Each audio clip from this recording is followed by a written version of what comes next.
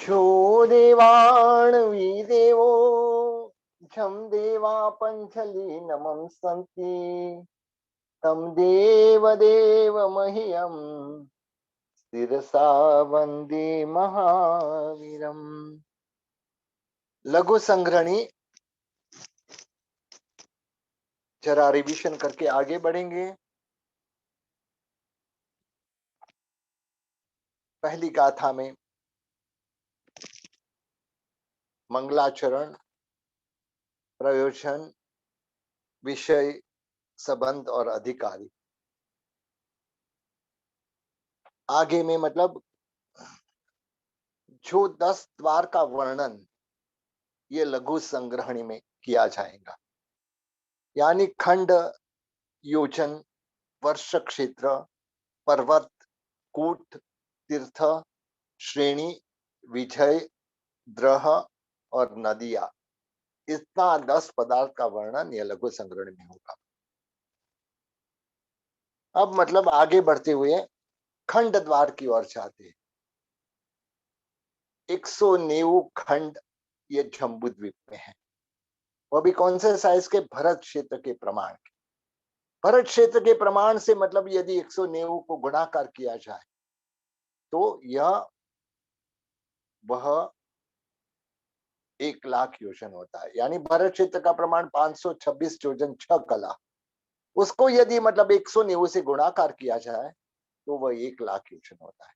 या तो 1,00,000 योजन को 190 से डिवाइड किया जाए तो भरत क्षेत्र का प्रमाण होता है, या तो 1,00,000 योजन को भरत क्षेत्र का प्रमाण से डिवाइड किया जाए तो 190 खंड होता है।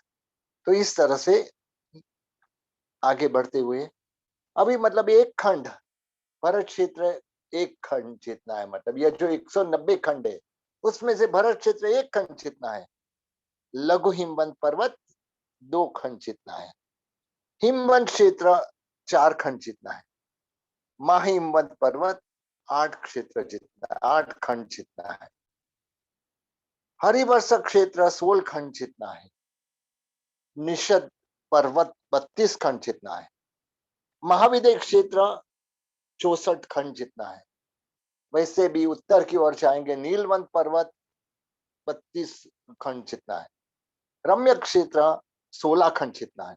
रुक्मी पर्वत 8 खंड जितना है। हिरण्यवन क्षेत्र 4 खंड जितना है। शिखरी पर्वत 2 खंड जितना है। और ऐरावत क्षेत्र जो भरत क्षेत्र के बराबर है, मतलब वह 1 खंड। तो इस तरह से यहाँ 190 खंड होते हैं और सामने मतलब 1,00,000 योजन पूरा। यदि हम यह सब मतलब सबकी कला 526 योजन 6 कला, 1,052 योजन 12 कला, 2,105 योजन 5 कला, 4,210 योजन 10 कला, 8,421 योजन 1 कला, 16,842 योजन 2 कला। ऐसे मतलब महाविद्य क्षेत्र का प्रमाण 33,684 योजन 4 कला। हाँ, सब यह मतलब यह फिक्स वह है। मतलब वैसे ही सामने की ओर नीलवंत पर्वत में जाएंगे तो 16,842 योजन 2 कला। रम्य क्षेत्र जो है मतलब वह 8,421 योजन 1 कला का है। रुक्मी पर्वत 4,210 योजन 10 कला। हिरण्यवन क्षेत्र, इसके बाद में शिखरी पर्वत हिरण्यवन क्षेत्र 2,105 योजन 5 कला। शिखरी पर्वत 1,052 योजन 12 कला। ऐरावत क्षेत्र 526 योजन 6 कला।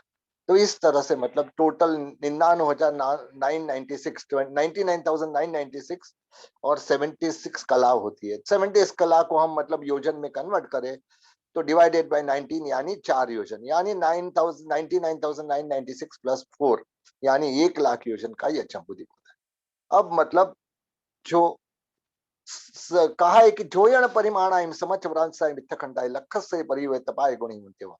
हमको इसका मतलब सिखा है कि मतलब हमको क्या करना चाहिए। 1,00,000 योजन की परिधि, परिधि यानी मतलब उसका सरकमफ्रेंस, उसका मतलब चौथा भाग से गुणने से मतलब वहां योजन प्रमाण के समचौरस खंड होते हैं। मतलब यहाँ जो भी योजन प्रमाण के समचौरस खंड हमको फाइंड आउट करना है, मतलब तो इसके लिए मतलब 1,00,000 योजन की परिधि निकालना है और उसके मतलब चौथा भाग से गुणाकार करने से यह फाइंड आउट यम होता है मतलब, यानी मतलब अभी हमको मतलब आगे की गाथा में छा रहे हैं मतलब विखंब वग्ग दह गुण करणी वट्टस परिरहो विखंब आय गुणियो परिरहो तस् गणीय पय। लास्ट क्लास में हमने मतलब इसका कैलकुलेशन किया था, एक जगह पे हम थोड़ा रॉन्ग चले गए थे मतलब, तो आज वापस इसको करेक्ट कर लेंगे मतलब विखंब वग्ग दह गुण। यहाँ पे मतलब हमको ये बता दे विखंब का वर्ग करना। विखंब यानी क्या है? डायामीटर। डायामीटर यदि हमको मतलब क्षेत्रफल पदार्थ का पहले तो मतलब परिधि फाइंड आउट करनी है, परिधि फाइंड आउट करनी है और उसके बाद में क्षेत्रफल फाइंड आउट करना है, यानी पहले सरकमफ्रेंस फाइंड करना है फिर एरिया। तो इस तरह से मतलब यहाँ हमको मतलब वर्ग यानी सेम इंटू सेम, वर्गमूल यानी मतलब वही वह उससे मल्टीप्लाई करे तो क्या आता है वह। तो अब मतलब हम यहाँ जैसे मतलब गाथा में कहा है विखंब, विखंब यानी हमारे सामने कैलकुलेटर में है, विखंब यानी 1,00,000। यह मतलब इसको क्या कहेंगे मतलब हम डायामीटर, यानी या तो विष्कंभ बोले, हमारी शास्त्रीय भाषा में इसको विष्कंभ बोलते हैं मतलब पूर्व से पश्चिम या उत्तर से दक्षिण जो गोल पदार्थ का माप है मतलब वह 1,00,000 योजन का है। अभी मतलब उसको मतलब स्क्वायर करना है, मतलब उसका स्क्वायर यानी मतलब 1,00,000 इंटू 1,00,000। यदि हम यह गुणाकार करेंगे तो मतलब यह आपके सामने यह फिगर आया मतलब उसको वापस 10 से गुणाकार करना है। विखंब वग्ग दह गुणा यानी 10 गुणा करना है मतलब इसका 10 गुणा करने से कितना आया? 100 अबज आते मतलब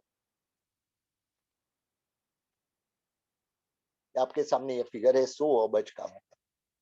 अब जो ये 100 उसका करणी वट्टस परिरहो हुई, यानी इसका मतलब हमको मतलब स्क्वायर रूट निकालना है। इसका मतलब जो वर्गमूल बोलते हैं मतलब हमारी शास्त्रीय भाषा में वर्गमूल बोलते हैं, ऐसे मतलब हमारे हम स्क्वायर रूट से ज्यादा समझते हैं, इसके लिए स्क्वायर रूट।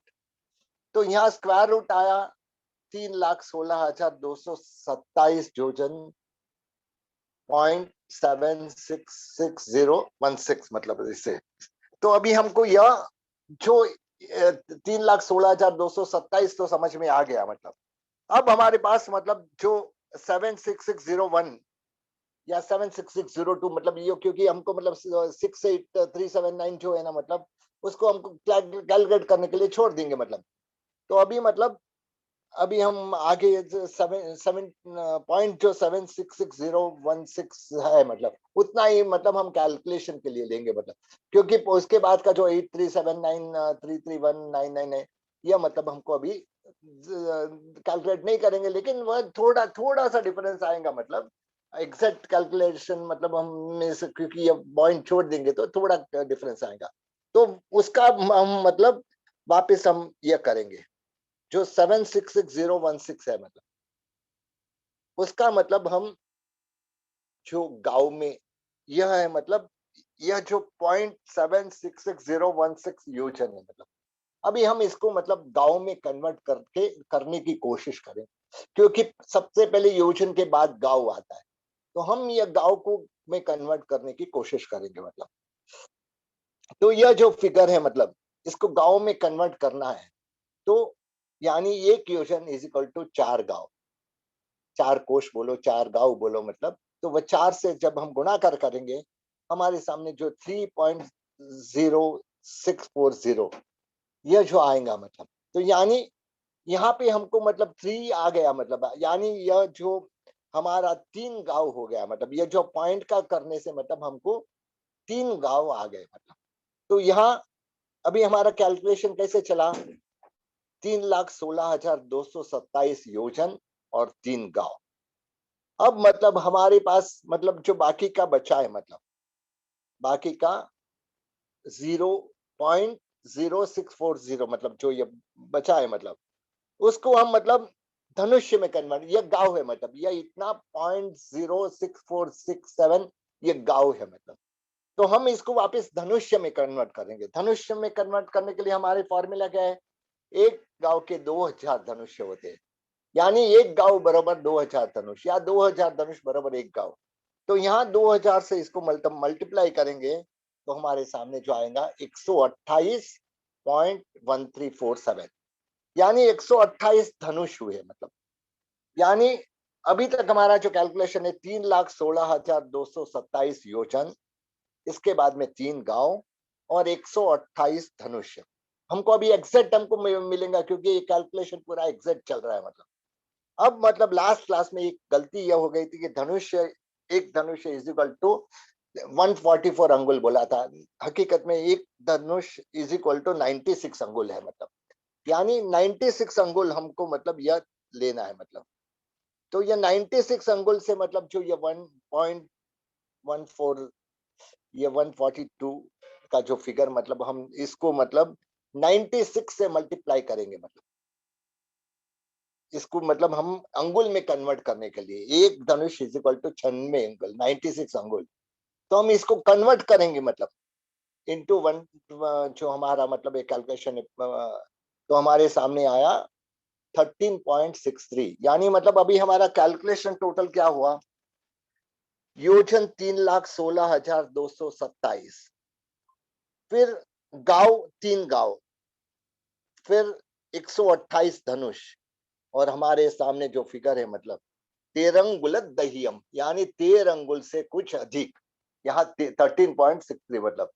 तो इसके लिए मतलब इतना कैलकुलेशन अभी हमारे सामने, ये पूरा कैलकुलेशन जो है मतलब कि हमारे सामने पहले योजन, फिर गांव, फिर उसका धनुष्य और फिर अंगुल। तो इस तरह से मतलब जो लास्ट क्लास में थोड़ी गलती बोलने में हो गई थी, तो उसके लिए मतलब इच्छा अनुग्रह मांगते हैं।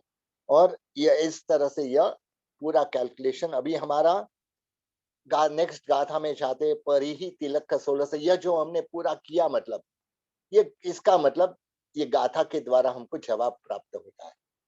परिहि तिलक का 16 सहस दो यशय सत्त विषया कोस टिकट्ठावीस धनुषय तेरंगुल दहियम, यानी मतलब यहाँ पे ये गाथा में यही बताया कि जम्बू द्वीप की कुल परिधि 3,16,227 योजन, 3 गांव, 128 धनुष और 13 अंगुल से कुछ अधिक है। तो यह परिधि की बात यहाँ हो गई मतलब। तो इस तरह से यहाँ तक परिधि जो लास्ट टाइम थोड़ी गलती की हो गई थी उसका सुधार दिया गया है मतलब। तो यह परिधि बराबर एग्जैक्ट मिल रही है मतलब। अभी हमको मतलब यह परिधि को हमको क्या करना है मतलब, अगली गाथा में जो बताया था मतलब छोयण परिमाणाई समचौरंसाई मिथक खंडाई लखस्य परिये तपाए गुणी होते, यह जो लाख की परिधि को उसके पा भाग से गुणने से मतलब यह प्राप्त होता है मतलब। तो यह अभी हमको करना है मतलब, हमको क्षेत्रफल की ओर जाना है मतलब।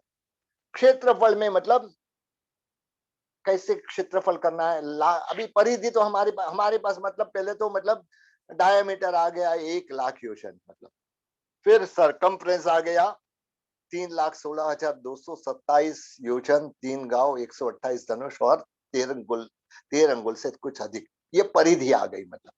अभी हम मतलब इसका क्षेत्रफल फाइंड आउट करना है मतलब, इसका क्षेत्रफल फाइंड आउट करना है तो हमको क्या करना है मतलब, जो परिधि है मतलब, यानी यह है मतलब, इसको हम मतलब पहले योजन को मतलब कन्वर्ट करेंगे, क्योंकि तब पाय गुणे, यानी ये जो डायमीटर है 1,00,000 योजन का, उसका पा भाग यानी 1/4 वो इज इक्वल टू 25,000।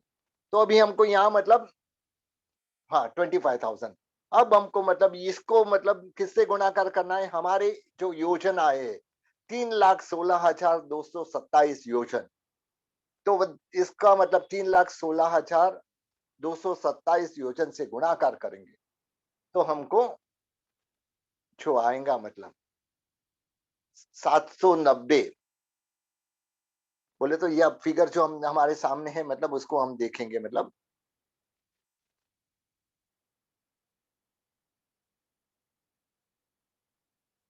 यानी 7,90,56,000 छप 790 करोड़, यहाँ पे मतलब हमको यह प्राप्त होता है 790,56,75,000, 790,56,75,000 और 75,000, यहाँ पे मतलब हमको ये योजन के रूप में मिलता है मतलब। अब मतलब हमको जो बाकी बचा था पॉइंट के रूप में, मतलब जो हमारा पहले पॉइंट आया था, मतलब 3,16,227 का पॉइंट, उसको हम वापस मतलब कन्वर्ट करेंगे। मतलब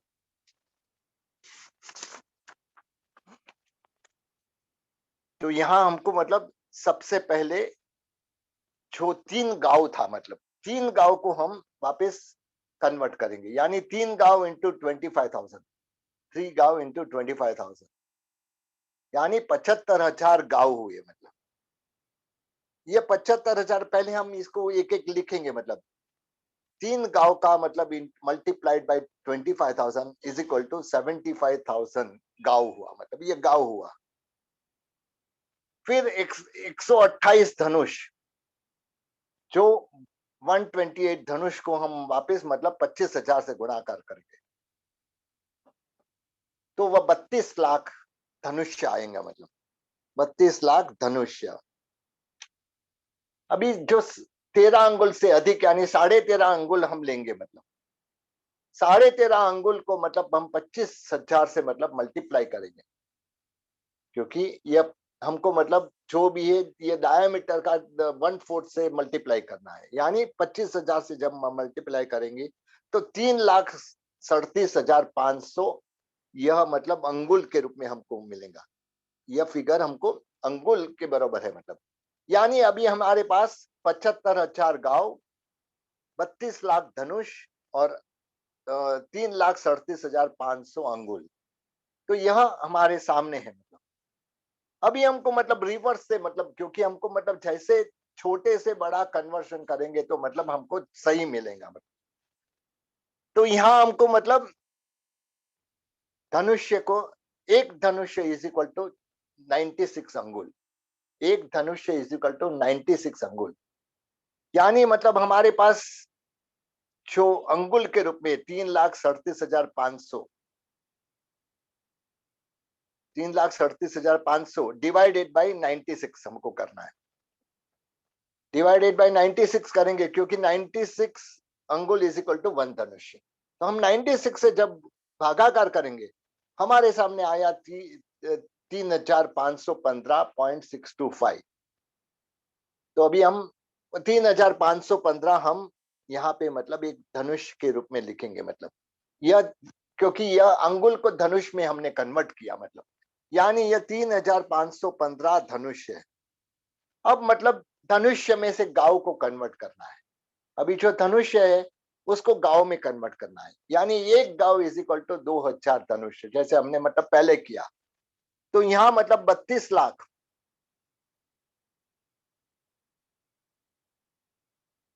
32 लाख प्लस पहले का जो धनुष हमने मतलब आगे के में उसमें मतलब ऐड किया है 3,515। तो ये 3,515 यहाँ ऐड करेंगे। मतलब तो ये जब 3,515 यहाँ ऐड करेंगे तब मतलब ये होगा 3,20,000,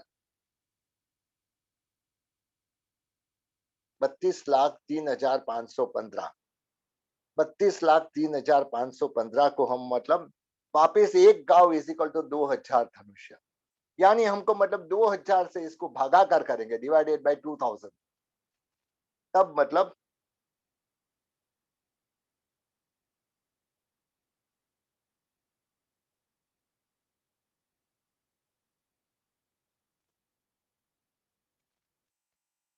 32 लाख 3203515 डिवाइडेड बाई 2,000, यानी 1,601, यानी 1,601 आता है।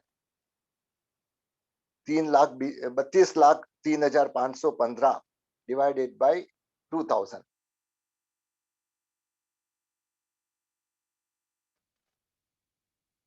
3203515 प्लस 3515 इसमें ऐड करना है। मतलब ये 32 लाख बराबर है, हाँ, प्लस 3515। ये जो अभी हमारे इतने मतलब धनुष्य हुए, मतलब अभी धनुष्य में से हमको गांव में कन्वर्ट करना है, यानी 2,000 से हमको मतलब डिवाइड करना है, यानी 1,601.7575, यानी 1,601 अभी हम पकड़ेंगे। मतलब यानी 1,601 गांव। अभी मतलब आगे बढ़ते, मतलब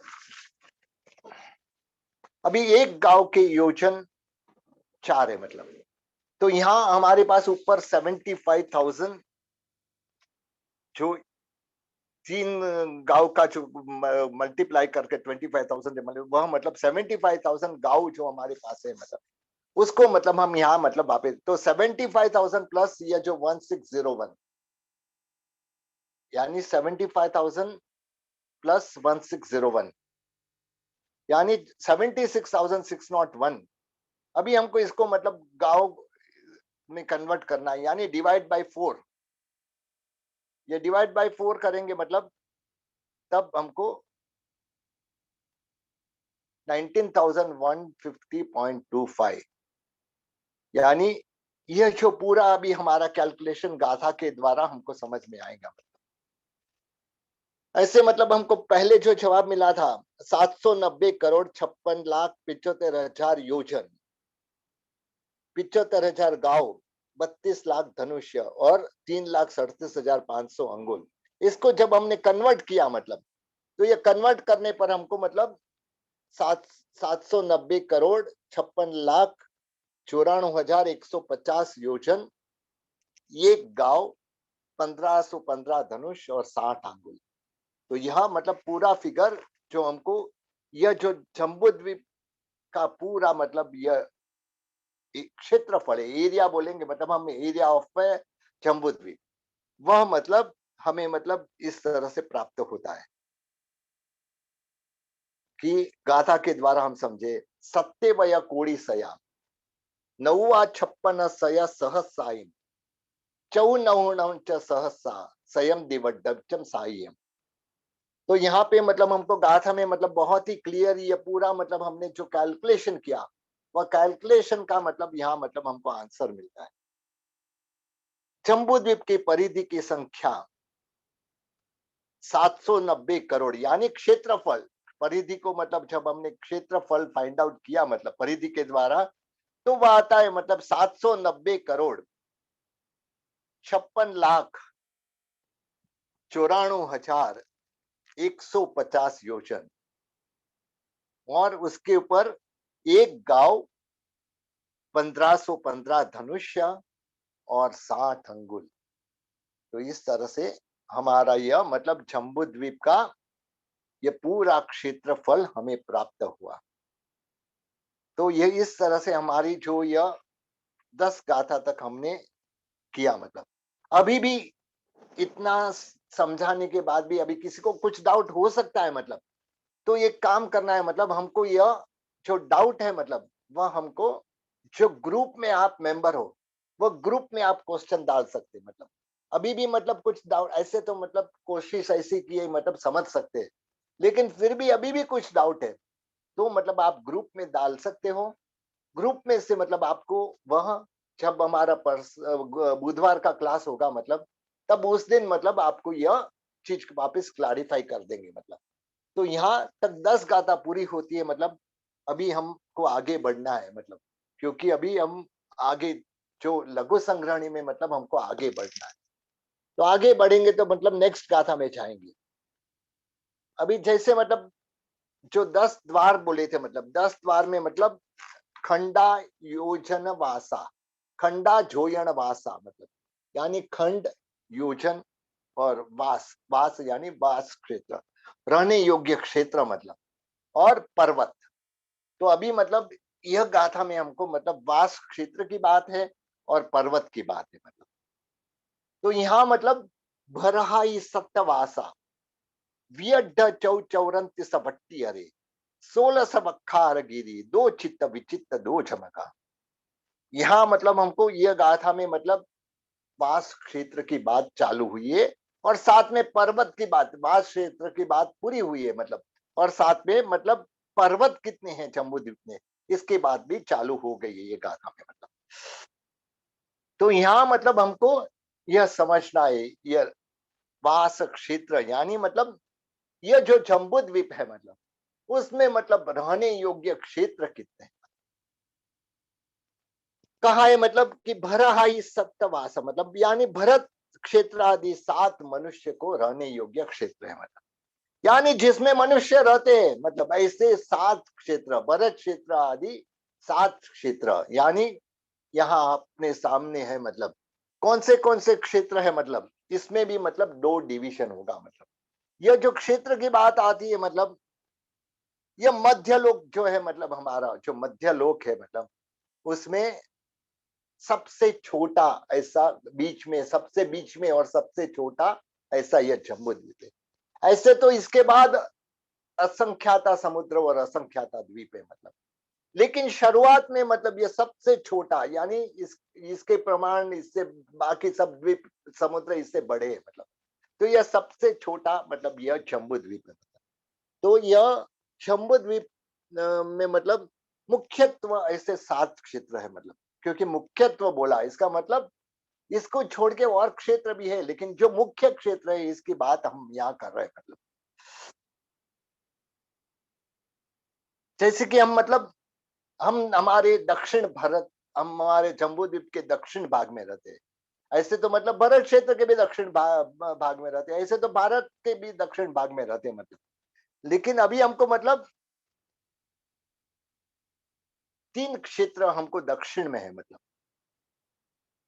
भरत क्षेत्र पहले, मतलब उसके ऊपर जो क्षेत्र आता है, मतलब पर्वत को छोड़ देना है, मतलब उसके ऊपर जो क्षेत्र आता है, मतलब वह हिमवंत क्षेत्र है। मतलब हिमवंत क्षेत्र के उत्तर में मतलब हरिवर्ष क्षेत्र है। मतलब तो इस तरह से दक्षिण में हमको मतलब भरत क्षेत्र है, हिमवंत क्षेत्र है और हरिवर्ष क्षेत्र है।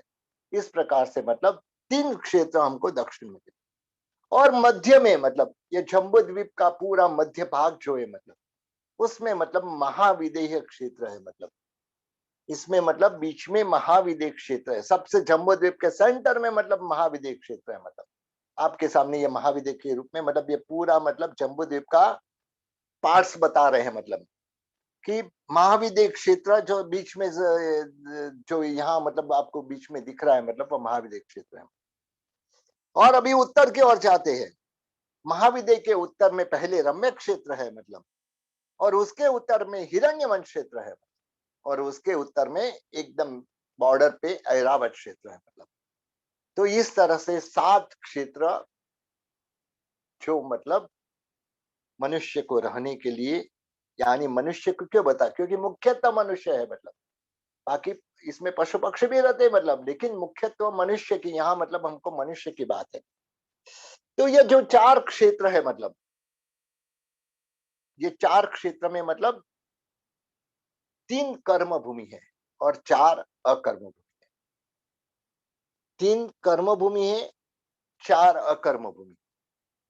पहले कर्म भूमि को हम समझेंगे। कर्म भूमि यानी क्या, मतलब जहां अशी, मशी और कृषि, यह 3 प्रकार का व्यापार जहां हो, मतलब लोग अपना मतलब निर्वाह या तो मतलब शस्त्रादिक से करते हो, मतलब जो एक जमाने में क्षत्रिय लोग लड़ते थे, मतलब तो ऐसे शस्त्रादिक के द्वारा अपना व्यापार हो। मतलब मसी यानी लेखन कार्य के द्वारा, व्यापार के द्वारा मतलब व्यवहार हो।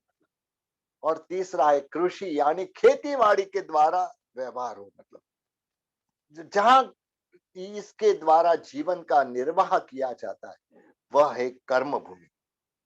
ऐसी कर्म भूमि यहाँ पे मतलब हमको 3 बताई गई है। भरत क्षेत्र, सामने ऐरावत क्षेत्र और सेंटर में महाविद्य क्षेत्र, यह 3 कर्म भूमि है। तो यह जो महाविद्य में मतलब ऐसे देवकुरु और उत्तर कुरु क्षेत्र का थोड़ा सा भाग है। मतलब वह उसको छोड़ के बाकी की, मतलब यह जो महाविद्य क्षेत्र है वह इस तरह से, मतलब यानी भरत क्षेत्र, ऐरावत क्षेत्र और महाविद्य क्षेत्र, यह 3 कर्म भूमि।